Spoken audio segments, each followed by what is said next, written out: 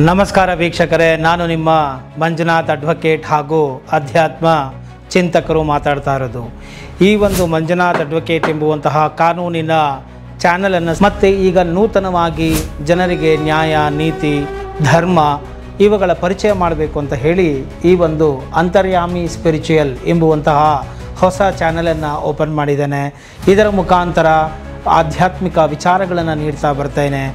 ನಮಸ್ಕಾರ ವೀಕ್ಷಕರೇ, ನಾನು ನಿಮ್ಮ ಮಂಜುನಾಥ್ ಅಡ್ವೊಕೇಟ್ ಮಾತಾಡ್ತಾ ಇರೋದು.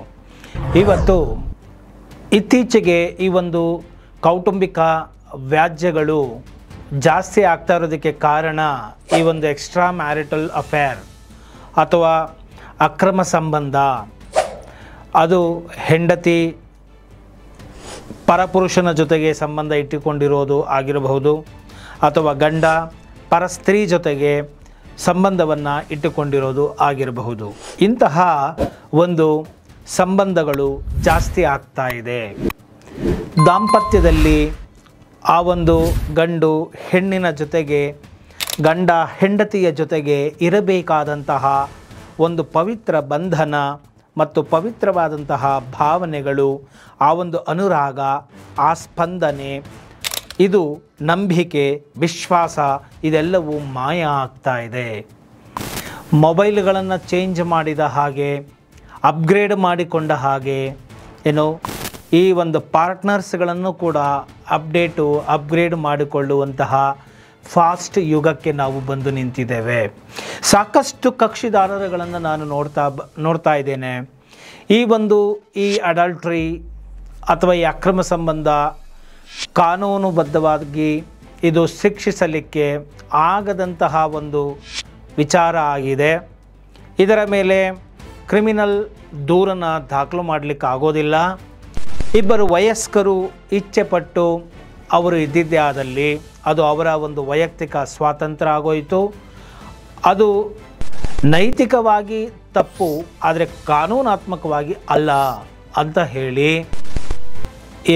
ಈ ಒಂದು ಆದೇಶವನ್ನು ಕೊಟ್ಟ ಮೇಲೆ ಸಾಕಷ್ಟು ಈ ಒಂದು ಅಫೇರ್ಗಳ ಭರಾಟೆ ಜಾಸ್ತಿ ಆಗಿದೆ. ಮತ್ತು ಸಾಕಷ್ಟು ಕಕ್ಷಿದಾರರಿಂದನೂ ನಾನು ಕೇಳ್ತಾ ಬರ್ತಾ ಇದ್ದೇನೆ, ನನ್ನ ಗಂಡ ಇಂಥವ್ರ ಜೊತೆ ಸಂಬಂಧಗಳನ್ನು ಇಟ್ಕೊಂಡಿದ್ದಾನೆ, ಹೀಗೆ ಇಟ್ಕೊಂಡಿದ್ದಾನೆ, ವುಮನೈಸರ್ ಆಗಿದ್ದಾನೆ, ಅಥವಾ ಹೆಂಡತಿಯನ್ನು ದೂಷಣೆ ಮಾಡಿಕೊಂಡು ಗಂಡಂದಿರು ಕೂಡ ಬರ್ತಾರೆ, ಅವರು ಈ ರೀತಿಯಾಗಿ ಬೇರೆಯವ್ರ ಜೊತೆ ಸಂಬಂಧವನ್ನು ಇಟ್ಕೊಂಡಿದ್ದಾರೆ. ಸೊ ಈ ಥರ ಆಗಿದೆ. ಸೊ ಅವರು ಬೆಳೆದ ಮೇಲೆ ಒಳ್ಳೊಳ್ಳೆ ಅವಕಾಶಗಳು ಸಿಕ್ಕ ಮೇಲೆ ಈಗ ನನ್ನನ್ನು ಅವರು ಮೂಲೆ ಗುಂಪು ಮಾಡಿದ್ದಾರೆ. ಸೊ ಈ ತರಹದ ಆರೋಪಗಳು ಬರ್ತಾ ಇದೆ. ವಕೀಲನಾಗಿ ನಾನು ಕಾನೂನು ಏನಿದೆ, ಕಾನೂನಿನ ಅಂಶಗಳು ಏನಿದೆ, ಮತ್ತು ಯಾರ್ಯಾರಿಗೆ ಯಾವ್ಯಾವ ಥರದ ಸಮಸ್ಯೆಗಳಾಗ್ತಾ ಇದೆ ಅನ್ನೋದಷ್ಟೇ ನಾನು ವಕೀಲನಾಗಿ ಇಲ್ಲಿ ವಿಡಿಯೋಗಳನ್ನು ಮಾಡ್ತಾ ಇದ್ದೇನೆ ಹೊರತು ಯಾವುದೇ ಗಂಡನ ಪರವಾಗಿ ಅಥವಾ ಹೆಣ್ಣಿನ ಪರವಾಗಿ ನಾನು ವಿಡಿಯೋಗಳನ್ನು ಮಾಡಿ ಹಾಕ್ತಾ ಇಲ್ಲ. ವಕೀಲನಾಗಿ ಕಾನೂನಿನ ಅರಿವನ್ನು, ಜಾಗೃತಿಯನ್ನು ಮೂಡಿಸುವುದಷ್ಟೇ ನನ್ನ ಕೆಲಸ ಆಗಿದೆ ಎಂಬುದನ್ನು ನಾನು ಇಲ್ಲಿ ಸ್ಪಷ್ಟಪಡಿಸಲಿಕ್ಕೆ ಬಯಸ್ತೇನೆ. ಯಾಕೆ ಅಂತ ಹೇಳಿದರೆ, ಕೆಲವರು ಸರ್ ಈಗ ಹೆಣ್ಣಿನ ವಿರುದ್ಧವಾಗಿ ವಿಡಿಯೋಗಳು ಬಂದುಬಿಟ್ಟಿದೆ, ಕೆಲವರು ಗಂಡಿನ ವಿರುದ್ಧವಾಗಿ ವಿಡಿಯೋ ಬಂದಿದೆ ಅಂತ ಹೇಳಿ ಅಂದುಕೊಳ್ಳಬಾರದು. ಯಾಕೆಂದರೆ ಒಂದು ಗಂಡು ಒಂದು ಹೆಣ್ಣು, ಅವರ ಹಿಂದೆ ತಂದೆ, ತಾಯಿ, ಸಹೋದರ, ಸಹೋದರಿ ಹೀಗೆ ಹಲವಾರು ಇರ್ತಾರೆ. ಒಂದು ಕುಟುಂಬದ ಸಮಸ್ಯೆ ಅಂತ ಬಂದರೆ ಅದು ಕೇವಲ ಗಂಡು ಹೆಣ್ಣಿನ ಸಮಸ್ಯೆ ಆಗದೆ ಅದು ಇಡೀ ಕುಟುಂಬದ ಇತರ ಸದಸ್ಯರುಗಳ ನೆಮ್ಮದಿಯನ್ನು, ಶಾಂತಿಯನ್ನು ಕಿತ್ತುಕೊಳ್ಳುತ್ತೆ. ಮತ್ತು ಅವರು ಎಲ್ಲರೂ ಕೂಡ ಅದರಲ್ಲಿ ಭಾಗಿಗಳಾಗುವಂತೆ ಆಗ್ತಾ ಇದೆ. ಮತ್ತು ಎಲ್ಲರಿಗೂ ಕೂಡ ಆ ಒಂದು ಶಾಂತಿ, ನೆಮ್ಮದಿ ಹೊರಟೋಗ್ತಾ ಇದೆ. ಅದರಲ್ಲಿ ಹೆಣ್ಣಿನ ಪರವಾಗಿ ತಂದೆಗೆ ಸಹೋದರರು ಹೀಗೆ ಬಂದಿರ್ತಾರೆ, ಹಾಗೆ ಗಂಡನ ಹಿಂದೆ ತಾಯಿ, ಸಹೋದರಿಯರುಗಳು ಬಂದಿರ್ತಾರೆ. ಸೊ ಆದ್ದರಿಂದ ಇಲ್ಲಿ ದಯಮಾಡಿ ಸ್ಪಷ್ಟವಾಗಿ ತಿಳಿದುಕೊಳ್ಳಿ, ನಾನು ಗಂಡನ ಪರವಾಗಿಯೂ ಅಲ್ಲ, ಗಂಡಸರ ಪರವಾಗಿಯೂ ಇಲ್ಲ, ಹೆಣ್ಣಿನ ಪರವಾಗಿ ಹೆಂಗಸರ ಪರವಾಗಿಯೂ ಇಲ್ಲ. ವಕೀಲನಾಗಿ ನನ್ನ ಬಳಿ ಯಾರು ಬರ್ತಾರೆ, ಯಾರು ಅಹವಾಲನ್ನು ತರ್ತಾರೆ, ಅವರ ಒಂದು ನೋವಿಗೆ ಸ್ಪಂದಿಸುವಂತಹ ಮತ್ತು ಕಾನೂನಾತ್ಮಕವಾಗಿ ಅವರಿಗೆ ರಕ್ಷಣೆ ಕೊಡುವುದಷ್ಟೇ ನನ್ನ ಕೆಲಸ ಆಗಿರುತ್ತೆ ಹೊರತು ಇಲ್ಲಿ ನಾನು ಯಾರ ಪರವಾಗಿಯೂ ಮಾತನಾಡುವುದಿಲ್ಲ. ಆದ್ದರಿಂದ ಈ ಅಂಶವನ್ನು ಸ್ಪಷ್ಟಪಡಿಸಿಕೊಳ್ಳಿ. ಇನ್ನು ಈ ಒಂದು ಗಂಡು ಮತ್ತು ಹೆಣ್ಣು ಇಬ್ಬರೂ ಕೂಡ ಇತ್ತೀಚೆಗೆ ಈ ಒಂದು ಎಕ್ಸ್ಟರ್ನಲ್ ಅಫೇರ್ ಎಂಬುದು ಜಾಸ್ತಿ ಆಗ್ತಾ ಇದೆ. ಇದರ ವಿರುದ್ಧ ನಾನು ಹೇಗೆ ಕ್ರಮಗಳನ್ನು ತೆಗೆದುಕೊಳ್ಳಬಹುದು? ಇವರು ಈ ರೀತಿಯಾಗಿ ನನಗೆ ನಂಬಿಕೆ ದ್ರೋಹ ಮಾಡಿಬಿಟ್ರಲ್ಲ, ನನಗೆ ಮೋಸ ಆಗೋಯ್ತಲ್ಲ, ನಾನು ಇಷ್ಟು ದಿವಸ ಇವರೇ ನನ್ನ ಪ್ರಪಂಚ, ಇವರೇ ನನ್ನ ಜಗತ್ತು ಅಂತ ಹೇಳಿ ನಾನು ಒಂದು ಪುಟ್ಟ ಪ್ರಪಂಚವನ್ನು ಕಟ್ಟಿಕೊಂಡು ನಾನು ಜೀವನವನ್ನು ಮಾಡ್ತಾ ಇದ್ದೆ. ಆದರೆ ಇವತ್ತು ನನಗೆ ತುಂಬ ಆಘಾತ ಆಗಿದೆ. ಏನೋ ಇದು ತುಂಬಲಾರದ ನೋವನ್ನು ನನಗೆ ಉಂಟು ಮಾಡ್ತಾ ಇದೆ. ನನ್ನ ಭಾವನೆಗಳಿಗೆ ಏನೋ ಧಕ್ಕೆ ಉಂಟಾಗಿದೆ. ಇದಕ್ಕೆ ಏನು ಕಾನೂನಾತ್ಮಕವಾಗಿ ನಾನು ಕ್ರಮಗಳನ್ನು ತೆಗೆದುಕೊಳ್ಳಬಹುದು ಅಂತ ಹೇಳಿ ಕೇಳ್ತಾ ಗಂಡಂದಿರೂ ಬರ್ತಾರೆ, ಹೆಂಡತಿಯರು ಕೂಡ ಬರ್ತಾ ಇದ್ದಾರೆ. ಇದು ಹೆಚ್ಚಾಗ್ತಾ ಇದೆ. ಆದ್ದರಿಂದ ಇಲ್ಲಿ ನಾನು ಒಂದು ಒಳ್ಳೆಯ ವ್ಯಕ್ತಿಯಾಗಿ ನಿಮಗೆ ಹೇಳೋದು ಸಲಹೆ ಇಷ್ಟೇ. ಈ ಗಂಡ ಹೆಂಡತಿ ಎಂಬುವುದು ಒಂದು ಮಧುರವಾದಂತಹ ಬಾಂಧವ್ಯ ಹಾಗೂ ಸಂಬಂಧ. ಇಲ್ಲಿ ನಂಬಿಕೆಯೂ ಇರಬೇಕಾಗತ್ತೆ. ಮತ್ತು ಒಬ್ಬರು ಅವರವರ ಕರ್ತವ್ಯಗಳನ್ನು ಅವರ ಚೌಕಟ್ಟಿನಲ್ಲಿ ಅವರು ನಿಭಾಯಿಸಿಕೊಂಡು ಹೋಗ್ತಾ ಇದ್ದರೆ ನೀವು ಅವರನ್ನು ಸಹಿಸಿಕೊಂಡು ಹೋಗುವುದು ಒಳ್ಳೆಯದು. ನಿಮ್ಮ ಜೊತೆಗೆ ಚೆನ್ನಾಗಿದ್ದುಕೊಂಡು ನಿಮ್ಮ ಕರ್ತವ್ಯಗಳನ್ನು ಅವರವರ ಕರ್ತವ್ಯಗಳನ್ನು ಅವರು ಚೆನ್ನಾಗಿ ನಿಭಾಯಿಸಿಕೊಂಡು ಹೋಗ್ತಾ ಇದ್ದರೆ ಇದನ್ನು ತುಂಬ ದೊಡ್ಡದಾಗಿ ಮಾಡಿಕೊಂಡು ಈ ವಿಚಾರವನ್ನು ಸಂಸಾರವನ್ನು ಹಾಳು ಮಾಡಿಕೊಳ್ಳದೇ ಇರುವುದು ತುಂಬ ಒಳ್ಳೆಯದು. ಅದನ್ನು ಬಿಟ್ಟು ಇಲ್ಲ ನನಗೆ ಅನ್ಯಾಯ ಆಗ್ತಾ ಇದೆ, ನನ್ನನ್ನು ಸರಿಯಾಗಿ ನೋಡ್ಕೊಳ್ತಾ ಇಲ್ಲ, ನನ್ನನ್ನು ಮೂಲೆ ಗುಂಪು ಮಾಡಿದ್ದಾರೆ, ಮತ್ತು ನನ್ನನ್ನು ಲೆಕ್ಕಕ್ಕೆ ಇಟ್ಕೊಂಡಿಲ್ಲ, ಸೊ ಮತ್ತು ನಾನು ಅವರು ಮಾಡಿರುವಂಥ ಈ ಕೃತ್ಯವನ್ನು ನಾನು ಏನು ಸಹಿಸಲಿಕ್ಕೆ ಒಪ್ಪಿಕೊಳ್ಳಲಿಕ್ಕೆ ಸಾಧ್ಯ ಇಲ್ಲ ಅಂತ ಬಂದಾಗ ನೀವೇನು ಮಾಡ್ಬೋದು? ಪರಸ್ಪರ ಕೂತು ಮಾತಾಡಿ ಅದನ್ನು ಬಗೆಹರಿಸಿಕೊಳ್ಳಬೇಕು.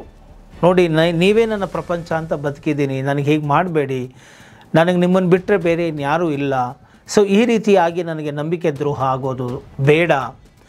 ಸೊ ನಿಮ್ಮ ಭಾವನೆಗಳಿಗೆ ನಾನು ಸ್ಪಂದಿಸ್ತೇನೆ, ನನ್ನ ಭಾವನೆಗಳಿಗೆ ನೀವು ಸ್ಪಂದಿಸಿ ಅಂತ ಹೇಳಿ ಒಂದು ಪವಿತ್ರವಾದಂತಹ ಭಾವನೆಗಳಿಂದ ಕೂತು ಪರಸ್ಪರ ಗೌರವದಿಂದ ಮಾತಾಡಿಕೊಂಡು ಗಂಡ ಹೆಂಡತಿಯರೇ ಸಾಲ್ವ್ ಮಾಡಿಕೊಳ್ಳಬೇಕು. ಇದನ್ನು ಇಲ್ಲ ಅಂತಂದಾಗ ಹಿರಿಯರ ಕೂತು ಒಮ್ಮೆ ಮಾತನಾಡಬೇಕು. ಪದೇ ಪದೇ ಕೂರುವುದು, ಪದೇ ಪದೇ ಚರ್ಚೆಗಳನ್ನು ಮಾಡುವುದು, ಪಂಚಾಯಿತಿಗಳನ್ನು ಮಾಡುವುದು ಖಂಡಿತ ಇದು ತಪ್ಪಾಗುತ್ತೆ. ಇದು ಏನೋ ಒಂದು ತಿದ್ದಿ ಬುದ್ಧಿ ಹೇಳಿ ಜೀವನ ಮಾಡ್ಕೊಂಡು ಹೋಗು ಅಂದಂಗೆ ಆಗೋಲ್ಲ. ಏನೋ ಅನುಸರಣೆ ಮಾಡ್ಕೊಂಡು ಹೋಗಮ್ಮ, ಏನೋ ಅಡ್ಜಸ್ಟ್ ಮಾಡ್ಕೊಂಡು ಹೋಗಪ್ಪ, ಇದೆಲ್ಲ ಇದ್ದಿದ್ದೆ ಸಂಸಾರ ಅಂದಮೇಲೆ ಈ ರೀತಿಯಾಗಿ ಒಮ್ಮೆ ಹೇಳ್ಬೋದು, ಪದೇ ಪದೇ ಹೇಳೋಕ್ಕಾಗೋಲ್ಲ. ಸೊ ಯಾವಾಗ ಈ ಒಂದು ಸಂಶಯ ಅನ್ನೋದು ಬಂದುಬಿಡುತ್ತೆ, ಸಂಶಯ ದೊಡ್ಡ ರೋಗ ಅಂತೇಳಿ ಬಂದುಬಿಡುತ್ತೆ, ಮತ್ತು ಘಟನೆ ಆಗೋಗಿದೆ, ಅಕ್ರಮ ಸಂಬಂಧ ಆಗೋಗಿದೆ, ಅದನ್ನು ಸಹಿಸ್ಕೊಳ್ಳೋಕ್ಕಾಗ್ತಾ ಇಲ್ಲ, ನೋವಾಗಿದೆ, ಬಟ್ ಅವ್ರ ಕರ್ತವ್ಯಗಳನ್ನ ಅವ್ರವ್ರು ಸರಿಯಾಗಿ ನಿಭಾಯಿಸ್ಕೊಂಡು ಹೋಗ್ತಾ ಇದ್ದರೆ ಸಾಧ್ಯ ಆದರೆ ಅದನ್ನು ಒಪ್ಪಿಕೊಂಡು ಸಂಸಾರವನ್ನು ಮಾಡಿ. ಈಫ್ ಅಂತ ಹೇಳ್ತಾ ಇದ್ದೀನಿ ನಾನು. ಸಾಧ್ಯ ಆದರೆ ನಿಮಗೇನು ತೊಂದರೆ ಆಗ್ತೇ ಹೋದರೆ ನೀವು ಅದನ್ನು ಸಹಿಸಿಕೊಂಡು ಮಕ್ಕಳ ಹಿತದೃಷ್ಟಿಯಿಂದನೋ, ಕುಟುಂಬದ ಹಿತದೃಷ್ಟಿಯಿಂದನೋ, ಗೌರವದ ಹಿತದೃಷ್ಟಿಯಿಂದನೋ, ನಿಮ್ಮ ರಕ್ಷಣೆಯ ಹಿತದೃಷ್ಟಿಯಿಂದನೋ ನೀವು ಅದನ್ನು ಸಹಿಸಿಕೊಂಡು ಹೋಗಬೇಕಾಗುತ್ತದೆ. ಅದನ್ನು ಬಿಟ್ಟು ನಿಮಗೆ ನಂಬಿಕೆ ದ್ರೋಹವೂ ಮಾಡಿ ಮೋಸನೂ ಮಾಡಿ ನಿಮ್ಮನ್ನು ಸರಿಯಾಗಿ ನೋಡಿಕೊಳ್ಳದೆ ಮತ್ತು ನಿಮ್ಮ ಮೇಲೆ ಸವಾರಿಯನ್ನು ಮಾಡಿದಾಗ ಮತ್ತು ನಿಮ್ಮ ಮೇಲೆ ಅವರು ತೊಂದರೆಗಳನ್ನು ಮಾಡಿದಾಗ, ಸುಳ್ಳು ಆರೋಪಗಳನ್ನು ಮಾಡಿದಾಗ, ನಿಮಗೆ ತೊಂದರೆ ಮಾಡಲೇಬೇಕು ಅಂತ ಹೇಳಿ ದೌರ್ಜನ್ಯಗಳನ್ನು ಮಾಡಿದಾಗ, ನಿಮಗೆ ಮಾನಸಿಕ ಹಿಂಸೆಯನ್ನು ಕೊಟ್ಟಾಗ, ದೈಹಿಕ ಹಿಂಸೆಯನ್ನು ಕೊಟ್ಟಾಗ, ಕ್ರೌರ್ಯವನ್ನು ಮೆರೆದಾಗ ಖಂಡಿತವಾಗಿಯೂ ಸಹಿಸಿಕೊಂಡು ಇರುವುದು ತಪ್ಪು. ಅದನ್ನು ನೀವು ವಿರೋಧಿಸಿ ಪ್ರತಿಯೊಬ್ಬನಿಗೂ ಕೂಡ ಪರಮಾತ್ಮನು ದೇವರು ಏನಾದರೂ ಒಂದು ವ್ಯವಸ್ಥೆಯನ್ನು ಮಾಡಿರ್ತಾನೆ. ಸೊ ಹೇಗೆ ಒಂದು ಕೂಲಿ ಮಾಡಿದರೂ ಇವತ್ತು ನಮ್ಮ ಹೊಟ್ಟೆಪಾಡು, ನಮ್ಮ ಬಟ್ಟೆ ನಡೆದು ಹೋಗುತ್ತೆ. ಆದ್ದರಿಂದ ಇಂತಹ ಕ್ರೌರ್ಯವನ್ನು ಸಹಿಸಿಕೊಂಡಿರೋ ಅವಶ್ಯಕತೆ ಇಲ್ಲ. ಧೈರ್ಯವಾಗಿ ನೀವು ಮುಂದೆ ಬಂದು ಪರಸ್ಪರ ಕೂತು ಮಾತಾಡಿ, ಇಬ್ಬರಿಗೂ ಸರಿ ಹೋಗ್ತಾ ಇಲ್ಲ ಅಂದರೆ ನನ್ನ ಜೀವನಕ್ಕೆ ಎಷ್ಟು ಪರಿಹಾರ ಅಂತ ಕೊಟ್ಬಿಡಿ, ಆಯಿತು ನೀವು ಸಂತೋಷವಾಗಿರಿ.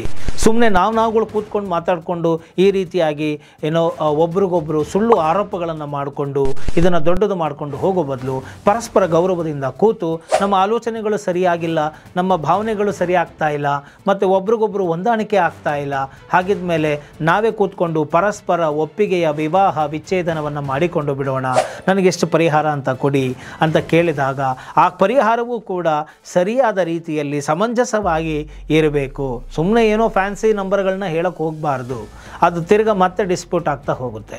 ಏನೋ ಒಂದಷ್ಟನ್ನು ಪಡೆದು ಏನೋ ನೀವು ನಿಮ್ಮ ಹೊಸ ಜೀವನವನ್ನು ಕಟ್ಟಿಕೊಳ್ಳುವುದು ಸೂಕ್ತ ಅಂತ ಹೇಳಿ ನಾನು ಇಲ್ಲಿ ನಿಮಗೆ ಹೇಳಲಿಕ್ಕೆ ಬಯಸ್ತೇನೆ. ಸೊ ಆದ್ದರಿಂದ ಅನ್ಯಾಯವನ್ನು ಸಹಿಸಿಕೊಂಡು ಇರೋದು ತಪ್ಪು.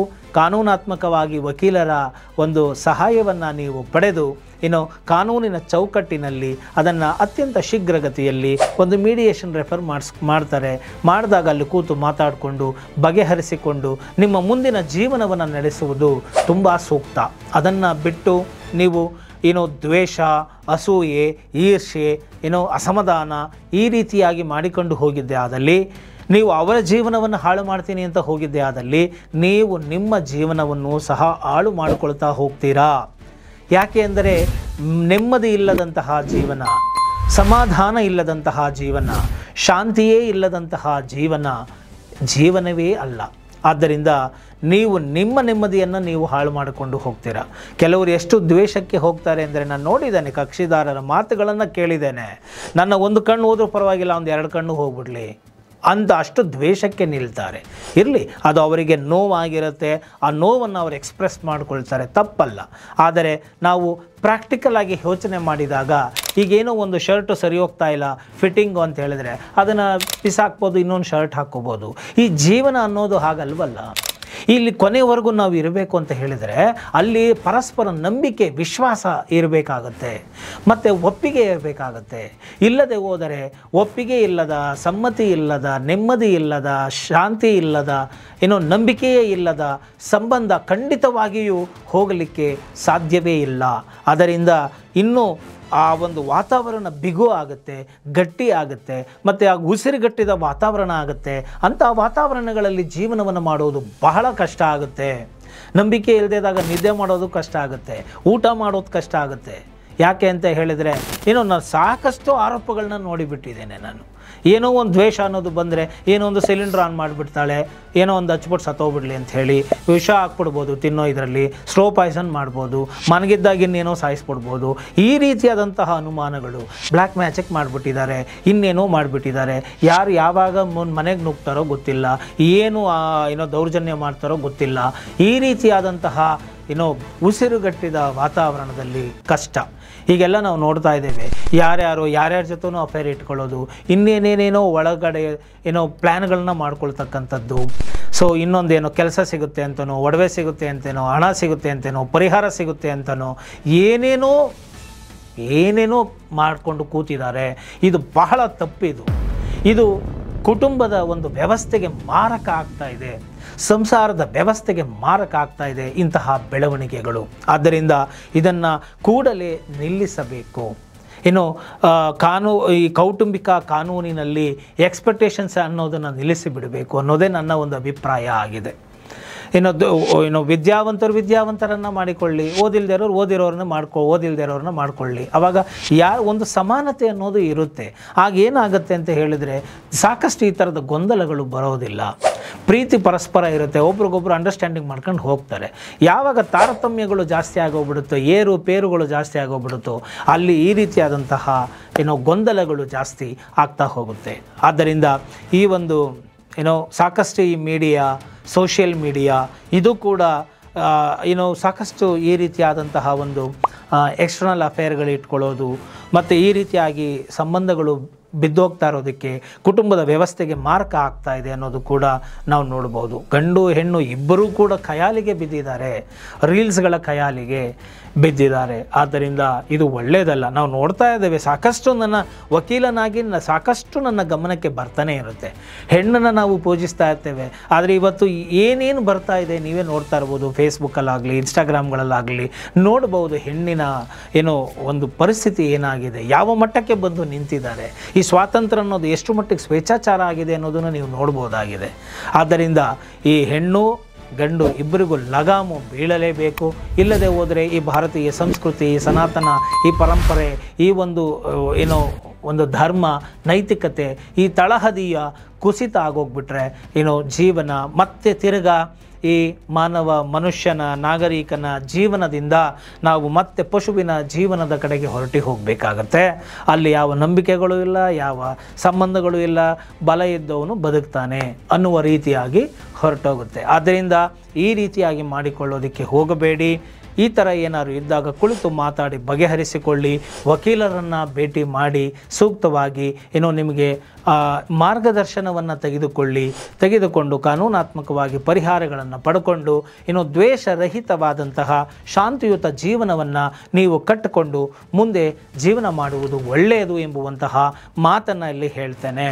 ಮತ್ತು ಇದು ಕ್ರಿಮಿನಲ್ ಅಪರಾಧ ಆಗಿಲ್ಲದೆ ಇರೋದರಿಂದ, ಇದು ಕೇವಲ ಡೈವರ್ಸಿಗೆ ಒಂದು ಗ್ರೌಂಡ್ ಆಗಿರೋದ್ರಿಂದ ಡೈವರ್ಸನ್ನು ಪಡ್ಕೊಳ್ಬೋದೇ ಹೊರತು ಇಲ್ಲ ಸಲ್ಲದ ಮಾಡಿಕೊಂಡು ಹೋಗೋದ್ರಿಂದ ಏನೂ ಪ್ರಯೋಜನ ಅಲ್ಲ. ಇದು ನನ್ನ ವೈಯಕ್ತಿಕ ಅಭಿಪ್ರಾಯ. ಆದರೆ ಈ ಒಂದು ಸಲಹೆಗಳು ಕೂಡ ಕೇಸ್ ಟು ಕೇಸು ಡಿಫರ್ ಆಗ್ತಾ ಹೋಗುತ್ತೆ. ಗಂಡಾಗಿರ್ಬೋದು, ಹೆಣ್ಣಾಗಿರ್ಬೋದು, ಅವರ ಆ್ಯಟಿಟ್ಯೂಡ್ಗಳು, ಅವರ ಬಿಹೇವಿಯರ್ಗಳು, ಅವರ ಒಂದು ಪೊಸಿಷನ್ಗಳು, ಅವರ ಒಂದು ಟಾಕ್, ಅವರ ಒಂದು ಮಾತಿನ ರೀತಿ ರಿವಾಜುಗಳು, ಅವರ ಒಂದು ಹಣ ಮದ, ರಾಜಕೀಯ ಮದ, ದೈಹಿಕ ಬಲದ ಮದ, ಹೀಗೆ ಹಲವಾರು ಮದಗಳು ಕೆಲವರಿಗೆ ಇರುತ್ತೆ. ಸೊ ಅಂತಹ ಸಂದರ್ಭಗಳಲ್ಲಿ ಅದಕ್ಕೆ ತಕ್ಕ ಹಾಗೆ ನಾವು ಕೆಲವು ಸಲಹೆಗಳನ್ನು ಪಡೆದು ಕಾನೂನು ಕ್ರಮಗಳನ್ನು ತೆಗೆದುಕೊಂಡು ಪರಿಹಾರವನ್ನು ಪಡೆದುಕೊಳ್ಳಬೇಕಾಗುತ್ತೆ.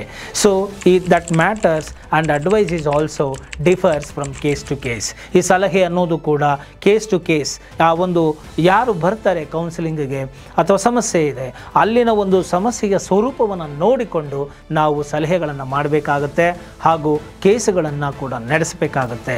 ಸೊ ಆದ್ದರಿಂದ ಇಲ್ಲಿ ಯಾವುದೇ ನಾವು ಬಯಾಸ್ಡ್ ಆಗಿಲ್ಲ, ಓಪನ್ ಆಗಿ ಇದ್ದೇವೆ. ಗಂಡು ಮತ್ತು ಹೆಣ್ಣಿನ ರಕ್ಷಣೆಯನ್ನು ಮಾಡಬೇಕು, ಈ ಒಂದು ಕುಟುಂಬದ ವ್ಯವಸ್ಥೆ ನಿಲ್ಲಬೇಕು ಅನ್ನೋದು ಕೂಡ ನನ್ನ ವೈಯಕ್ತಿಕವಾದಂತಹ ಅಭಿಪ್ರಾಯ ಆಗಿದೆ ಅಂತ ಹೇಳ್ತಾ ಇಷ್ಟು ಸಲಹೆಗಳನ್ನು ನಾನು ನೀಡಿದ್ದೇನೆ. ನಿಮಗೆ ಇಷ್ಟ ಆಗಿದ್ದೆ ಆದಲ್ಲಿ ಮರೆಯದ ಹಾಗೆ ಲೈಕ್ ಕೊಡಿ, ಇತರರಿಗೂ ಕೂಡ ಶೇರ್ ಮಾಡಿ, ಮರೆಯದ ಹಾಗೆ ಕಾಮೆಂಟ್ ಮಾಡಿ. ಜೈ ಹಿಂದ್, ಜೈ ಕರ್ನಾಟಕ ಮಾತೆ.